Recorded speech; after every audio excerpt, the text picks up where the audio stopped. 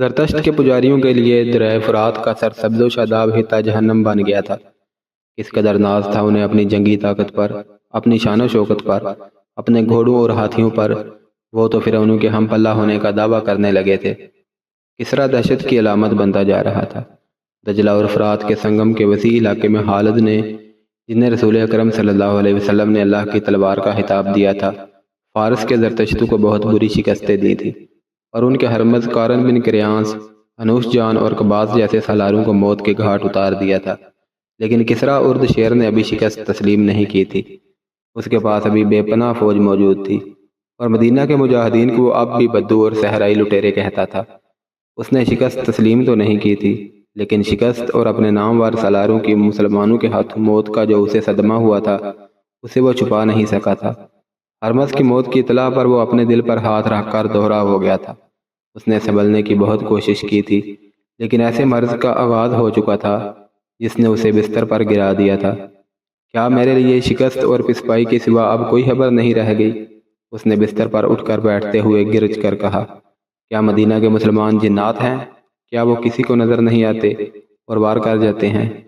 طبیب اردشیر کی منظور نظر دو جوان سال بیویاں اور اس کا وزیر حیران و پریشان کھڑے اس قاصد کو گھور رہے تھے جو ایرانیوں کی فوج کی ایک اور شکست اور پسپائی کی خبر لایا تھا۔ اس کے آنے کی جب اطلاع اندر آئی تو طبیب نے باہر جا کر قاصد سے پوچھا تھا کہ وہ کیا خبر لایا ہے۔ قاصد نے خبر سنائی تو طبیب نے اسے کہا تھا کہ وہ کسریٰ کو ابھی ایسی بری خبر نہ سنائے کیونکہ اس کی طبیعت اس کی متحمل نہیں ہو سکے گی۔ لیکن یہ قاصد کوئی معمولی سپاہی نہیں تھا کہ وہ طبیب کا کہا مان جاتا۔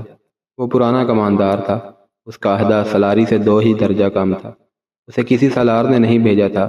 اسے بھیجنے کے لیے کوئی سالار زندہ نہیں بچا تھا۔ طبیب کے روکنے سے وہ نہ رکا۔ اس نے کہا کہ اسے کسریٰ کی صحت کا نہیں، فارس کی شہنشاہی اور زرتشت کی عظمت کا غم ہے۔ اگر شہنشاہ اردشیر کو اس نے دجلہ اور فرات کی جنگی کیفیت کی پوری اطلاع نہ دی تو مسلمان مدائن کے دروازے پر آ دھمکیں گے۔ اس نے طبیب کی اور کوئی بات نہ سنی، اندر چلا گیا اور اردشیر کو بتایا کہ مسلمانوں نے فارس کی فوج کو بہت بری شکست دی ہے۔ اردشیر لیٹا ہوا تھا، اٹھ بیٹھا، غصے سے اس کے ہونٹ اور اس کے ہاتھ کانپ رہے تھے۔ شہنشاہ فارس، کماندار نے کہا، مدینہ والے جنات نہیں، وہ سب کو نظر آتے ہیں، لیکن کیا قارن مر گیا تھا؟ اردشیر نے غصے سے پوچھا۔ ہاں شہنشاہ، کماندار نے جواب دیا، وہ ذاتی مقابلے میں مارا گیا تھا۔ اس نے دونوں فوجوں کی لڑائی تو دیکھی ہی نہیں تھی۔ مجھے اطلاع دی گئی تھی کہ قباس اور انوش جان بھی اس کے ساتھ تھے، وہ بھی قارن کے انجام کو پہنچ گئے تھے۔ کماندار نے کہا، وہ قارن کے قتل کا انتقام لینا چاہتے تھے۔ دونوں نے اکٹھے آگے بڑھ کر مدینہ کے سالاروں کو للکارا اور دونوں مارے گئے۔ شہنشاہ فارس، کیا فارس کی اس عظیم شہنشاہی کو اس انجام تک پہنچنا ہے؟ نہیں، گستاخی کی معافی چاہتا ہوں۔ اگر کسریٰ نے صدمے سے اپنے آپ کو یوں روگ لگا لیا تو کیا ہم زرتشت کی عظمت کو مدینہ کے بدبو سے بچا سکیں گے؟ تم کون ہو؟ اردشیر نے پوچھا ہے۔ میں کماندار ہوں، کماندار نے جواب دیا۔ میں کسی کا بھیجا ہوا قاصد نہیں، میں زرتشت کا جانثار ہوں۔ دربان کو بلاؤ، اردشیر نے حکم دیا۔ تم نے مجھے نیا حوصلہ دیا ہے۔ مجھے یہ بتاؤ، کیا مسلمانوں کی نفری زیادہ ہے؟ کیا ان کے پاس گھوڑے زیادہ ہیں؟ کیا ہے ان کے پاس؟ دربان اندر آیا اور حکم کے انتظار میں جھک کر دوہرا ہو گیا۔ سردار اندرزغر کو فوراً بلاؤ، اردشیر نے دربان سے کہا اور کماندار سے پوچھا، کیا ہے ان کے پاس؟ بیٹھ جاؤ اور مجھے بتاؤ۔ ہمارے مقابلے میں ان کے پاس کچھ بھی نہیں، کماندار نے جواب دیا۔ ان میں لڑنے کا جذبہ ہے۔ میں نے ان کے نعرے سنے ہیں، وہ نعروں میں اپنے خدا اور رسول صلی اللہ علیہ وسلم کو پکارتے ہیں۔ میں نے ان میں اپنے مذہب کا جنون دیکھا ہے۔ وہ اپنے عقیدے کے بہت پکے ہیں اور یہی ان کی طاقت ہے۔ ہر میدان میں ان کی تعداد تھوڑی ہے۔ ٹھہر جاؤ، اردشیر نے کہا، اندرزغر آ رہا ہے۔ مجھے اپنے اس سالار پر بھروسہ ہے۔ اسے بتاؤ کہ ہماری فوج میں کیا کمزوری ہے کہ اتنی زیادہ تعداد میں ہوتے ہوئے بھاگ آتی ہے۔ اندرزغر، اردشیر بستر پر نیم دراز تھا، اپنے ایک اور نامور سالار سے کہنے لگا، کیا تم نے سنا نہیں کہ قارن بن کریان بھی مارا گیا ہے، قباس بھی مارا گیا ہے اور انوش جان بھی مارا گیا ہے؟ اندرزغر کی آنکھیں ٹھہر گئیں، جیسے حیرت نے اس پر سختہ طاری کر دیا ہو۔ اسے بتاؤ کماندار، اردشیر نے کماندار سے کہا، کیا میں ان حالات میں زندہ رہ سکوں گا؟ کماندار نے سالار اندرزغر کو تفصیل سے بتایا کہ مسلمانوں نے انہیں دریائے موکل کے کنارے کس طرح شکست دی ہے اور یہ بھی تفصیل سے بتایا کہ مدائن کی فوج کس طرح بھاگی ہے۔ اندرزگر اردشیر نے کہا، ہم اب ایک اور شکست کا خطرہ مول نہیں لے سکتے۔ مسلمانوں سے صرف شکست کا انتقام نہیں لینا، ان کی لاشیں فرات میں بہا دینی ہیں۔ یہ اسی صورت میں ممکن ہے کہ تم زیادہ سے زیادہ فوج لے کر جاؤ۔ تم اس علاقے سے واقف ہو، تم بہتر سمجھتے ہو کہ مسلمانوں کو کہاں گھسیٹ کر لڑانا چاہیے۔ وہ ریگستان کے رہنے والے ہیں، اندرزگر نے کہا، اور وہ ریگستان میں ہی لڑ سکتے ہیں۔ میں انہیں سرسبز اور دلدلی علاقے میں آنے دوں گا اور ان پر حملہ کروں گا۔ میری نظر میں دلجا موضوع علاقہ ہے۔ اس نے کماندار سے پوچھا، ان کے گھوڑ سوار کیسے ہیں؟ ان کے سوار دستے ہی ان کی اصل طاقت ہیں، کماندار نے کہا۔ ان کے سوار بہت تیز اور ہوشیار ہیں۔ دوڑتے گھوڑوں سے ان کے چلائے ہوئے تیر ہٹا نہیں جاتے۔ ان کے سواروں کا حملہ بہت ہی تیز ہوتا ہے۔ وہ جم کر نہیں لڑتے، ایک ہلہ بول کر ادھر ادھر ہو جاتے ہیں۔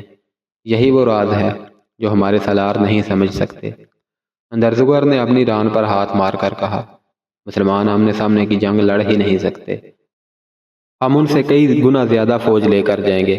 میں انہیں اپنی فوج کے نیم دائرے میں لے کر مجبور کر دوں گا کہ وہ اپنی جان بچانے کے لیے آمنے سامنے کی لڑائی لڑیں۔ اندرزگر اردشیر نے کہا، یہاں بیٹھ کر منصوبہ بنا لینا آسان ہے، لیکن دشمن کے سامنے جا کر اس منصوبے پر اس کے مطابق عمل کرنا بہت مشکل ہو جاتا ہے۔ اس کماندار نے ایک بات بتائی ہے، اس پر غور کرو۔ یہ کہتا ہے کہ مسلمان اپنے مذہب اور اپنے عقیدے کے وفادار ہیں، اور وہ اپنے خدا اور اپنے رسول کا نام لے کر لڑتے ہیں۔ کیا ہماری فوج میں اپنے مذہب کی وفاداری ہے؟ اتنی نہیں جتنی مسلمانوں میں ہے، اور اس پر بھی غور کرو اندرزگر۔ مسلمان اپنے علاقے سے بہت دور آ گئے ہیں، یہ ان کی کمزوری ہے۔ یہاں کے لوگ ان کے خلاف ہوں گے۔ نہیں شہنشاہ، کماندار نے کہا، فارس کے جن علاقوں پر مسلمانوں نے قبضہ کر لیا ہے، وہاں کے لوگ ان کے ساتھ ہو گئے ہیں۔ ان کا سلوک ایسا ہے کہ لوگ انہیں پسند کرنے لگے ہیں۔ وہ قتل صرف انہیں کرتے ہیں جن پر انہیں کچھ شک ہوتا ہے۔ یہاں کے وہ عربی لوگ ان کے ساتھ نہیں ہو سکتے جو عیسائی ہیں، اندرزگر نے کہا۔ میرے دل میں ان لوگوں کی جو محبت ہے اسے وہ اچھی طرح جانتے ہیں۔ میں انہیں اپنی فوج میں شامل کروں گا۔ ہم یہاں کے مسلمانوں پر بھروسہ نہیں کر سکتے، یہ ہمیشہ باغی رہے ہیں۔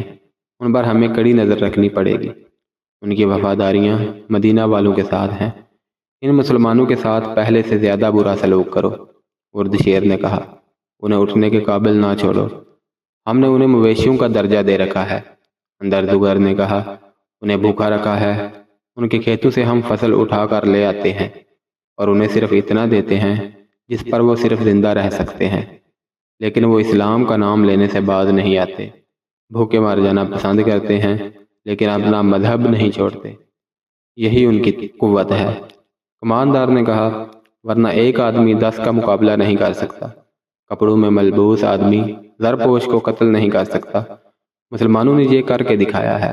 میں اس قوت کو کچل ڈالوں گا، اردشیر نے بلند آواز سے کہا۔ اندرزگر، ابھی ان مسلمانوں کو نہ چھیڑنا جو ہماری رعایا ہیں۔ انہیں دھوکہ دو کہ ہم انہیں چاہتے ہیں۔ پہلے ان کا صفایا کرو جنہوں نے ہماری شہنشاہی میں قدم رکھنے کی جرت کی ہے۔ اس کے بعد ہم ان کا صفایا کریں گے جو ہمارے سائے میں سانپوں کی طرح پل رہے ہیں۔ اسی روز اردشیر نے اپنے وزیر اندرزگر اور اس کے ماتحت سالاروں کو بلایا اور انہیں کہا کہ ہونا یہ چاہیے تھا کہ ہم مدینہ پر حملہ کرتے اور اسلام کا وہیں خاتمہ کر دیتے، لیکن حملہ انہوں نے کر دیا ہے اور ہماری فوج ان کے آگے بھاگی بھاگی پھر رہی ہے۔ صرف 2 معرکوں میں ہمارے 4 سالار مارے گئے ہیں، اردشیر نے کہا۔ ان چاروں کو میں اپنی جنگی طاقت کے ستون سمجھتا تھا، لیکن ان کے مار جانے سے کسرا کی طاقت نہیں مار گئی۔ سب کو آنکھ کھول کر سن لو، جو سالار یا نائب سالار شکست کھا کر واپس آئے گا اسے میں جلاد کے حوالے کر دوں گا۔ اس کے لیے بہتر یہی ہوگا کہ وہ اپنے آپ کو خود ہی ختم کر لے یا کسی اور طرف نکل جائے، فارس کی سرحد میں قدم نہ رکھے۔ اندرزگر، تم مدائن اور ارد گرد سے جس قدر فوج لے جانا چاہتے ہو لے جاؤ۔ سالار بہمن کو میں نے پیغام بھیج دیا ہے کہ وہ اپنی تمام تر فوج کے ساتھ فرات کے کنارے دلجا کے مقام پر پہنچ جائے۔ تم اس سے جلدی دلجا پہنچ جاؤ گے، وہاں ہمدن ہو کر بہمن کا انتظار کرنا۔ جو ہی وہ آ جائے دونوں مل کر مسلمانوں کو گھیرے میں لینے کی کوشش کرنا۔ ان کا کوئی آدمی اور کوئی ایک جانور بھی زندہ نہ رہے۔ ان کی تعداد تمہارے مقابلے میں کچھ بھی نہیں۔ میں کوئی مسلمان قیدی نہیں دیکھنا چاہتا، میں ان کی لاشیں دیکھنا چاہتا ہوں۔ میں دیکھنے آؤں گا کہ ان کے گھوڑوں اور اونٹوں کے مردار ان کی لاشوں کے درمیان پڑے ہیں۔ تمہیں زرتشت کے نام پر حلف اٹھانا ہوگا کہ فتح حاصل کرو گے یا موت۔ اندرزگر دونوں فوجوں کا سپہ سالار ہوگا۔ اندرزگر تمہارے ذہن میں کوئی شک یا وسوسہ نہیں ہونا چاہیے۔ یہ بھی سوچ لو کہ مسلمان اور آگے بڑھ آئے اور ہمیں ایک اور شکست ہوئی تو رومی بھی ہم پر چڑھ دوڑیں گے۔ شہنشاہ فارس اب شکست کی آواز نہیں سنیں گے۔ سالار اندرزگر نے کہا، مجھے اجازت دیں کہ میں عیسائیوں کو اپنے ساتھ لے لوں، اس سے میری فوج میں بے شمار اضافہ ہو سکتا ہے۔ تم جو بہتر سمجھتے ہو وہ کرو، اردشیر نے کہا، لیکن میں وقت ضائع کرنے کی اجازت نہیں دوں گا۔ اگر عیسائی تمہارے ساتھ وفا کرتے ہیں تو انہیں ساتھ لے لو۔ یہ عراق کا علاقہ تھا جہاں عیسائیوں کا ایک بہت بڑا قبیلہ بکر بن وائل آباد تھا۔ یہ لوگ عرب کے رہنے والے تھے۔ اسلام پھیلتا چلا گیا اور یہ عیسائی جو اسلام قبول کرنے پر آمادہ نہیں تھے، عراق کے اس علاقے میں اکٹھے ہوتے رہے اور یہیں آباد ہو گئے۔ ان میں وہ بھی تھے جو کسی وقت ایرانیوں کے خلاف لڑے اور جنگی قیدی ہو گئے تھے۔ ایرانیوں نے انہیں اس علاقے میں آباد ہونے کے لیے آزاد کر دیا تھا۔ ان میں کچھ ایسے بھی تھے جنہوں نے اسلام قبول کر لیا تھا۔ انہیں مسنہ بن حارثہ جیسا قائد مل گیا تھا جس نے انہیں پکا مسلمان بنا دیا تھا۔ مسلمانوں پر تو ایرانی بے پناہ ظلم و تشدد کرتے تھے، لیکن عیسائیوں کے ساتھ ان کا رویہ کچھ بہتر تھا۔ مورخوں نے لکھا ہے کہ زرتشتی سالار اندرزگر ہرمز کی طرح ظالم نہیں تھا۔ مسلمانوں پر اگر وہ ظلم نہیں کرتا تھا تو انہیں اچھا بھی نہیں سمجھتا تھا۔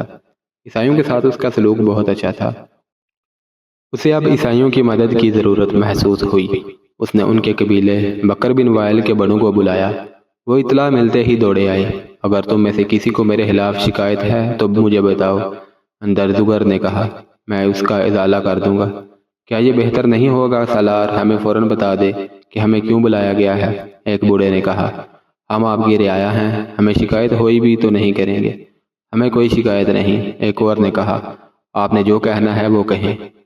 مسلمان بڑے چلے آ رہے ہیں، اندرزگر نے کہا، شہنشاہ فارس کی فوج انہیں فرات میں ڈبو دے گی۔ لیکن ہمیں تمہاری ضرورت ہے، ہمیں تمہارے جوان بیٹوں کی ضرورت ہے۔ اگر شہنشاہ فارس کی فوج اسلامی فوج کو فرات میں ڈبو دے گی تو آپ کو ہمارے بیٹوں کی کیا ضرورت پیش آ گئی ہے؟ وفد کے بڑوں میں سے ایک نے پوچھا۔ ہم سن چکے ہیں کہ فارس کی فوج کے 4 سالار مارے گئے ہیں، آپ ہم سے پوچھتے کیوں ہیں؟ ہم آپ کی رعایا ہیں، ہمیں حکم دیں، ہم سرکشی کی جرات نہیں کر سکتے۔ میں کسی کو اپنے حکم کا پابند کر کے میدان جنگ میں نہیں لے جانا چاہتا، اندرزگر نے کہا۔ میں تمہیں تمہارے مذہب کے نام پر فوج میں شامل کرنا چاہتا ہوں۔ ہمیں زمین کے کسی خطے کے لیے نہیں، اپنے مذہب اور اپنے عقیدوں کے تحفظ کے لیے لڑنا ہے۔ مسلمان صرف اس لیے فتح پر فتح حاصل کرتے چلے آ رہے ہیں کیونکہ وہ اپنے مذہب کی خاطر لڑ رہے ہیں۔ وہ جس علاقے کو فتح کرتے ہیں وہاں کے لوگوں کو اسلام قبول کرنے کے لیے کہتے ہیں۔ جو لوگ اسلام قبول نہیں کرتے ان سے مسلمان جزیہ وصول کرتے ہیں۔ کیا یہ غلط ہے کہ تم میں وہ بھی ہیں جو اس لیے اپنے گھروں سے بھاگے تھے کہ وہ اسلام قبول نہیں کرنا چاہتے تھے؟ کیا تم پسند کرو گے کہ مسلمان آ جائیں اور تمہاری عبادت گاہوں کے دروازے بند ہو جائیں؟ کیا تم برداشت کر لو گے کہ مسلمان تمہاری بیٹیوں کو لونڈیاں بنا کر اپنے ساتھ لے جائیں؟ ذرا غور تو کرو، سمجھو کہ ہمیں تمہاری نہیں بلکہ تمہیں ہماری مدد کی ضرورت ہے۔ ہم تمہیں ایک فوج دے رہے ہیں، اسے اور زیادہ طاقتور بناؤ اور اپنے مذہب کو ایک بے بنیاد مذہب سے بچاؤ۔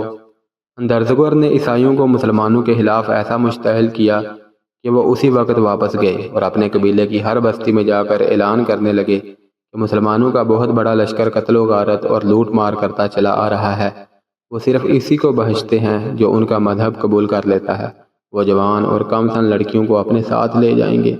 اپنی لڑکیوں کو چھپا لو، مال و دولت زمین میں دبا دو، عورتیں بچوں کو لے کر جنگلوں میں چلی جائیں گی۔ جوان آدمی ہتھیار، گھوڑے اور اونٹ لے کر ہمارے ساتھ آ جائیں۔ شہنشاہ فارس کی فوج ہمارے ساتھ ہے۔ یسوع مسیح کی قسم، ہم اپنی عزت پر کٹ مریں گے، اپنا مذہب نہیں چھوڑیں گے۔ ایک شور تھا، للکار تھی جو آندھی کی طرح دشت و جبل کو جن و انس کو لپیٹ میں لیتی آ رہی تھی۔ کوئی بھی کسی سے نہیں پوچھتا تھا کہ یہ سب کیا ہے۔ کس نے بتایا ہے کہ مسلمانوں کا لشکر آ رہا ہے؟ کدھر سے آ رہا ہے؟ جوش و خروش تھا۔ عیسائی مائیں اپنی جوان بیٹوں کو رخصت کر رہی تھیں، بیویاں حامدوں کو اور بہنیں بھائیوں کو الوداع کہہ رہی تھیں۔ ایک فوج تیار ہوتی جا رہی تھی جس کی نفری تیزی سے بڑھتی جا رہی تھی۔ کسریٰ کی فوج کے کماندار وغیرہ آ گئے تھے۔ وہ ان لوگوں کو ایک جگہ اکٹھے کرتے جا رہے تھے۔ جو کسریٰ کی فوج میں شامل ہو کر مسلمانوں کے خلاف لڑنے کے لیے آ رہے تھے۔ ایک بستی میں لڑنے والے عیسائی جمع ہو رہے تھے۔ سورج قبل کا غروب ہو چکا تھا۔ بستی میں مشعلیں گھوم پھر رہی تھیں اور شور تھا۔ بستی دن کی طرح بیدار اور سرگرم تھی۔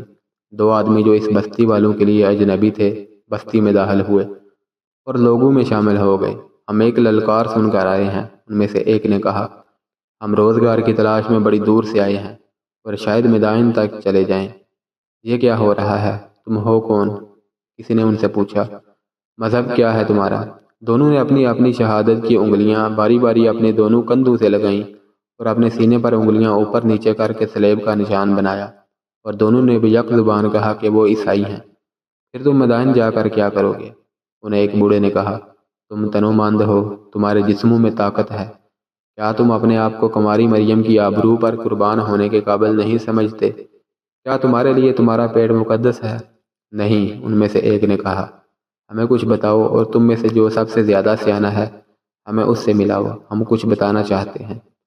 وہاں فارس کی فوج کا ایک پرانا کماندار موجود تھا۔ ان دونوں کو اس کے پاس لے گئے۔ سنا ہے تم کچھ بتانا چاہتے ہو؟ کماندار نے کہا۔ ہاں، ایک نے کہا، ہم اپنا راستہ چھوڑ کر ادھر آئے ہیں۔ سنا تھا کہ مسلمانوں کے خلاف ایک فوج تیار ہو رہی ہے۔ ہاں، ہو رہی ہے، کماندار نے کہا۔ کیا تم اس فوج میں شامل ہونے کے لیے آئے ہو؟ عیسائی ہو کر ہم کیسے کہہ سکتے ہیں کہ ہم اس فوج میں شامل نہیں ہوں گے؟ ان میں سے ایک نے کہا۔ ہم کاظمہ سے تھوڑی دور کی ایک بستی کے رہنے والے عرب ہیں۔ ہم مسلمانوں کے ڈر سے بھاگ کر ادھر آئے ہیں۔ اب آگے نہیں جائیں گے، تمہارے ساتھ رہیں گے۔ ہم بتانا یہ چاہتے ہیں کہ مسلمانوں کی تعداد بہت زیادہ ہے، لیکن سامنے وہ بہت تھوڑی تعداد کو لاتے ہیں۔ یہی وجہ ہے کہ تمہاری فوج ان سے شکست کھا جاتی ہے۔ اسے زمین پر لکیریں ڈال کر سمجھاؤ، اس کے دوسرے ساتھی نے اسے کہا۔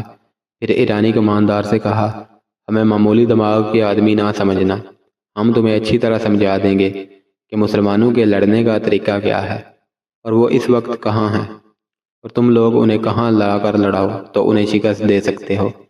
ہم جو کچھ بتائیں یہ اپنے سالار کو بتا دینا۔ ایک مشعل لا کر اس کا ڈنڈا زمین میں گاڑ دیا گیا۔ یہ دونوں آدمی زمین پر بیٹھ کر انگلیوں سے لکیریں ڈالنے لگے۔ انہوں نے جنگی اصطلاحوں میں ایسا نقشہ پیش کیا کہ کماندار بہت متاثر ہوا۔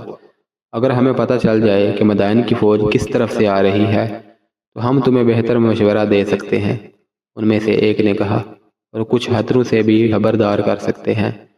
دو فوجیں مسلمانوں کو کچلنے کے لیے آ رہے ہیں، کماندار نے کہا۔ مسلمان ان کے آگے نہیں ٹھہر سکیں گے، بشرط یہ کہ دونوں فوجیں مختلف سمتوں سے آئیں، ایک ساتھی نے کہا۔ وہ مختلف سمتوں سے آ رہی ہیں، کماندار نے کہا۔ ایک فوج مدائن سے ہمارے بڑے ہی دلیر اور قابل سالار اندرزگر کی زیر کمان آ رہی ہے، اور دوسری فوج ایسے ہی ایک نامور سالار بہمن جاذبیہ لا رہا ہے۔ دونوں دلجا کے مقام پر اکٹھی ہوں گی۔ ان کے ساتھ بکر بن وائل کا پورا قبیلہ ہوگا۔ چند چھوٹے چھوٹے قبیلوں نے بھی اپنے آدمی دیے ہیں۔ پھر تمہارے سالاروں کو جنگی چال چلنے کی ضرورت نہیں، دوسرے نے کہا۔ تمہاری فوج تو سیلاب کی مانند ہے، مسلمان تنکوں کی طرح بہہ جائیں گے۔ کیا تم ہم دونوں کو اپنے ساتھ رکھ سکتے ہو؟ ہم نے تم میں خاص قسم کی ذہانت دیکھی ہے۔ تم سالار نہیں تو نائب سالار کے عہدے کے لائق ضرور ہو۔ تم میرے ساتھ رہ سکتے ہو، کماندار نے کہا۔ ہم اپنے گھوڑے لے آئیں، دونوں میں سے ایک نے کہا۔ ہم تمہیں صبح یہی ملیں گے۔ صبح کوچ ہو رہا ہے، کماندار نے کہا۔ ان تمام لوگوں کو جو لڑنے کے لیے جا رہے ہیں ایک جگہ جمع کیا جا رہا ہے، تم ان کے ساتھ آ جانا، میں تمہیں مل جاؤں گا۔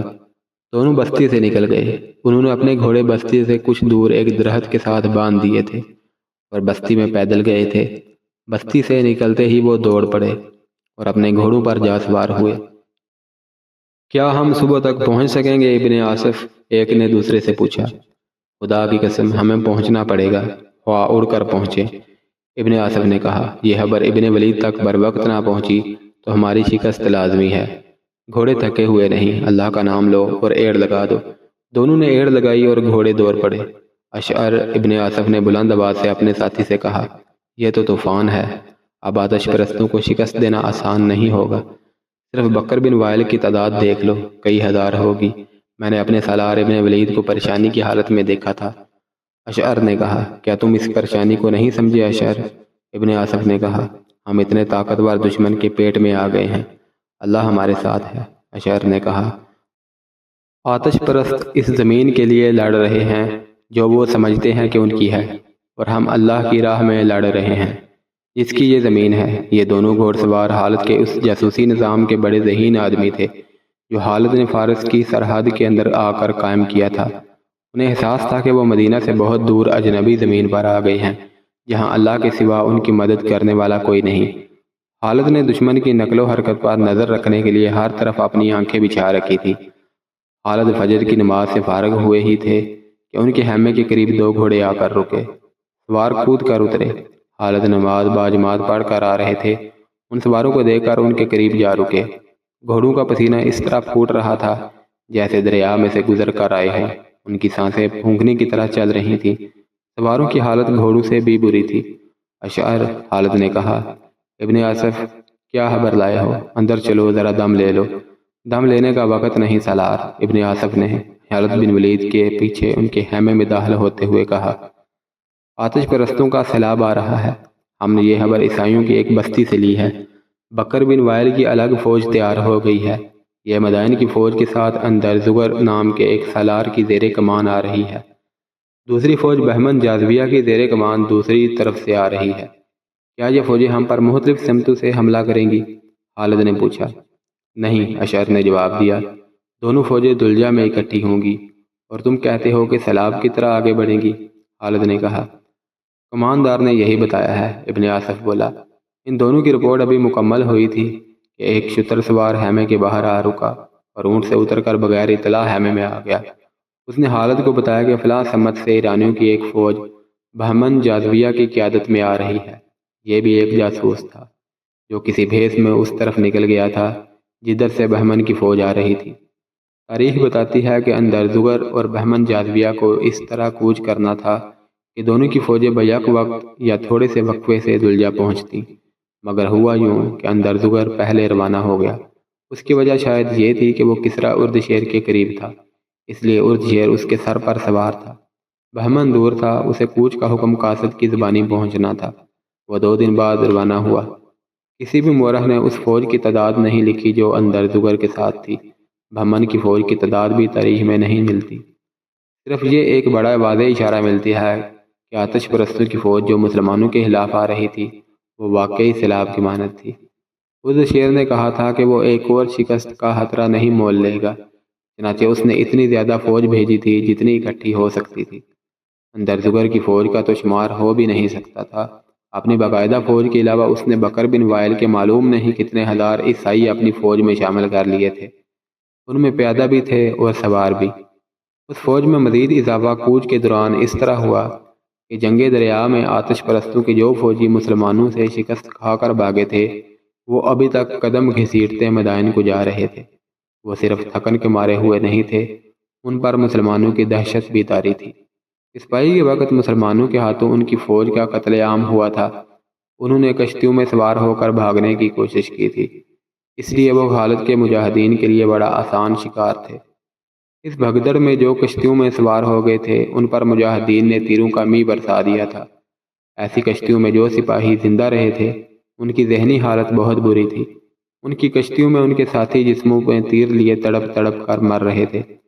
اس طرح زندہ سپاہیوں نے لاشوں اور تڑپ تڑپ کر مرتے ساتھیوں کے ساتھ سفر کیا تھا۔ کشتیاں خون سے بھر گئی تھیں۔